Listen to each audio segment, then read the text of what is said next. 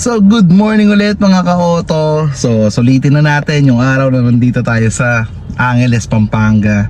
May nakita ako na isang unit na pwede nating i-review.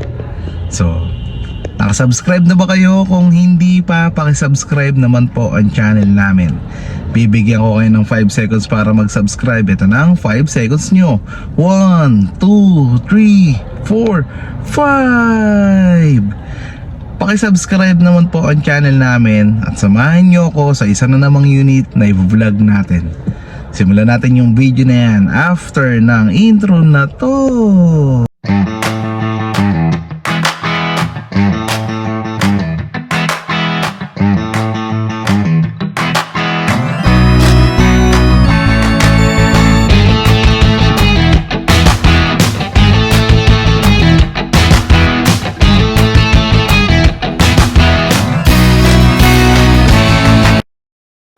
So yun mga ka-auto, nakasubscribe na ba kayo? So yun may nagtanong kasi sa akin, may tumawag sa akin, sir, mag-i-inquire po sana ako ng Toyota Rush manual. Yan. Sir, ito pong inuupuan ko ay para po sa inyo. Toyota Rush Automatic, Toyota Rush GRS Automatic. Wala na po tayong manual ng Rush. Iisa na lang po ang variant ng Rush natin. Ito ay Toyota Rush GRS. Ang presyo nito mga ka-auto ay 1,208,000. So simulan natin yung history. Simulan natin ikutan yung vlog ay yung unit na to para maging reference nyo. So again, iisa na lang po ang ating Toyota Rush. Hindi ko alam kung bakit, pero nag-iisang variant na lang po ito. So samahan nyo ako mga ka-auto. Simulan natin yung video na yan after ng intro na to. Ay, nag-intro na pala tayo. Teka, simulan natin yung video sa buong.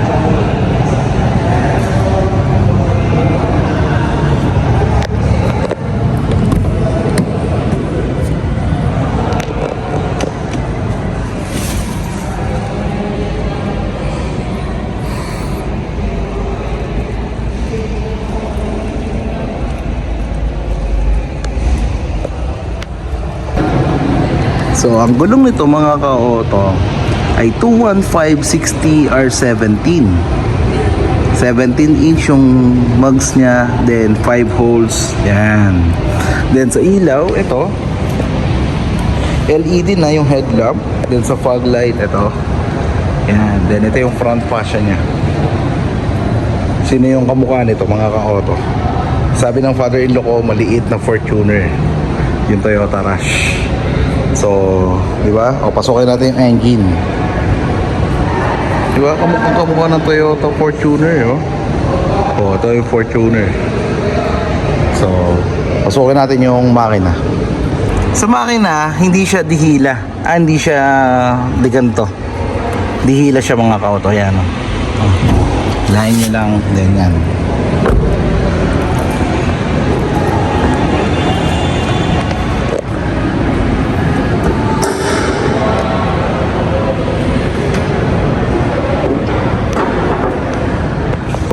Ang makina nito mga ka-auto 1.5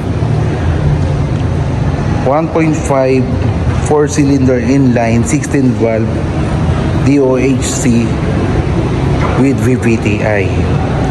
Ang eksaktong displacement nito mga ka-auto is 1,496cc at yung maximum output ay 103 PS at 6,000 RPM. Then yung maximum torque is 134 Newton meter at 4,000 RPM. EFI na siya mga ka-auto. Tapos yun nga, ang presyo nito is 1,208,000. Automatic, 4-speed automatic to. So tara, ikutan natin yung side, yung loob. Ito yung side, may mga black fender tayo dito. Then sa side, may GRS na ano. Then ito, dual VVTi. So ito yung interior. Yan. Pasukin natin. Ang luwag nito mga ka-auto, isang dangkal yung legroom. Then yung room height, ito. So ito yung room height niya mga ka-auto. Yan. Then ito yung dashboard trim niya. Pasukin naman natin yung likod at mga amenities nito. Nga pala, ito may white dito sa dashboard niya. White trim, beige pala to. Yan.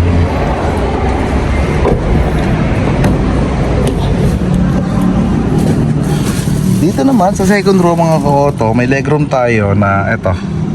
Then yung room height, ito. Ayun, no? Kasyang-kasya pa rin. Then ito naman yung air vent natin. Ayan, no?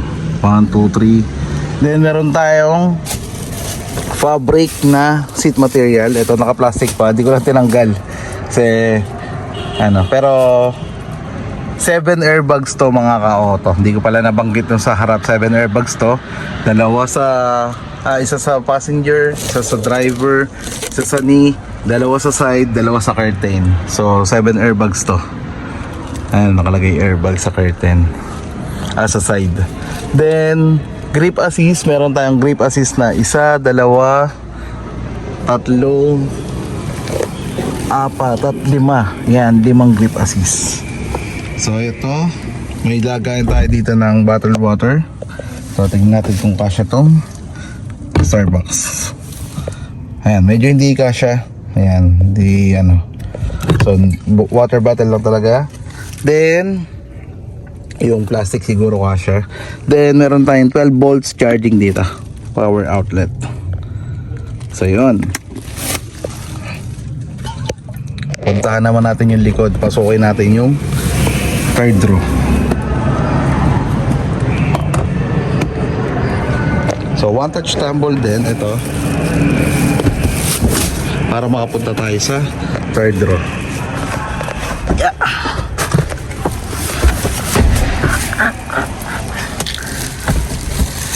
Sa third row, ito mga ka-auto, honest review to, wala na talaga. Ayan sobrang dikit na. Pero kasya pa ako. Yung room height, ito. Yan, ito na lang yung room height. Yan, medyo siguro kasya dito mga bata. Pero yung kasi laki ko at long drive ay hindi po possible. Pwede naman siguro. Pero yan, nung hita ko, dikit na. Diba? So tara, tignan naman natin yung luggage. So dito tayo mga ka-auto sa likod. Ito may roof rail, pero parang hindi siya loaded, hindi siya malalagyan ng load. Then ito yung shark fin antenna, integrated spoiler with high mount stop lamp.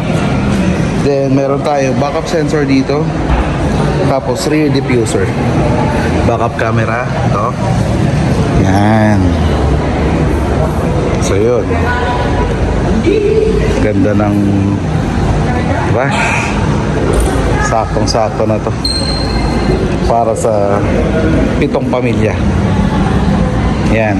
So 7 membro ng pamilya. Paano nga ba natin to ipapark? Ano bang size ng Toyota Rush na to? 4,466mm yung overall length niya.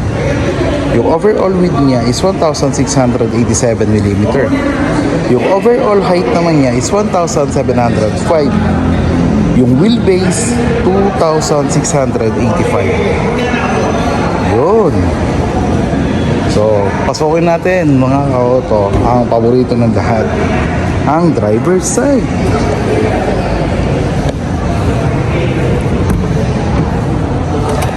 Pagpasok nyo pa lang mga ka-auto, yun nga, foldable side mirror. Then ito, yung left and right pag-adjust side mirror. Then ito yung manibela nya. Check natin kung paano adjust.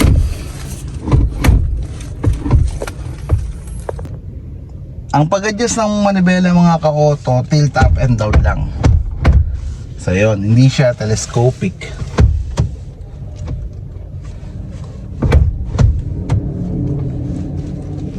Yung specs nito mga ka-auto, ito, may mode, may volume.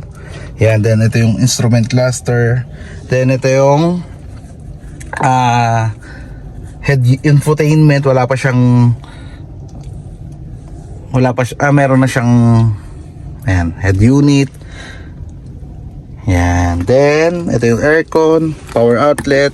Yan, then ito lagayan ng mga coins. Ito yung shift gear, park, reverse, neutral, 3D, 2 at low, regular handbrake. Wala pa siyang center console mga ka-auto, pero may mga nabibili na para sa center console. Then ito, glow box. Yan, dito naman may vanity mirror and sun visor. Dito rin merong vanity mirror and sun visor sa driver. Lagayan ng shades. Yan, then ilaw. Yan, headlamp. So ayun mga ka-auto, tapos na tayo sa dimension, sa presyo, sa interior, sa makina, sa ilaw. Yun, yung safety naman, safety na yun nga, 7 airbags, backup sensor, backup camera, ABS, EPS, meron na rin. Sa stability control, meron na rin. So ayun, maraming salamat po sa walang sawang pagsubaybay nyo sa amin. Nakadalawang unit tayo dito sa Toyota Angeles, Pampanga. Babalik na tayo dun sa Clark Air Base. Baka hinihintay na tayo ng pasahero natin. Tumakas lang tayo mga ka-auto. Kung gusto niya rin po kung naghanap din po kayo ng maarkila, pinapaarkila po namin si Gaspar. Dagdag income din po namin yon. At the same time, yun nga, pag pumunta ako doon, maghahanap tayo ng pag may pinuntahan tayong lugar, maghahanap tayo ng pwedeng i-vlog. So maraming salamat mga ka-auto. Hanggang dito na lamang. Sana po wag niyo pong skip yung ads. Malaking tulong po sa amin nyo, sa channel namin. Sana po hindi po kayo magsawa sa pag-suporta sa amin. Sana po patuloy niyo po kaming suportahan. At sa akin po kayo bumili ng unit. Sa akin po kayo bumili ng mga gusto nyong unit. Any brand, Toyota, Mitsubishi, Honda, Kia, ayan, Hyundai. So kahit anong brand, pwede ako mga ka-auto. Pero yun nga, connected pa ako kay Mitsubishi. Pero yun nga, pwede pa rin kung anong unit ang gusto nyo. So hanggang dito na lamang mga ka-auto. Maraming salamat po. Mag-ingat po tayong lahat. At God bless po sa ating lahat. Bye!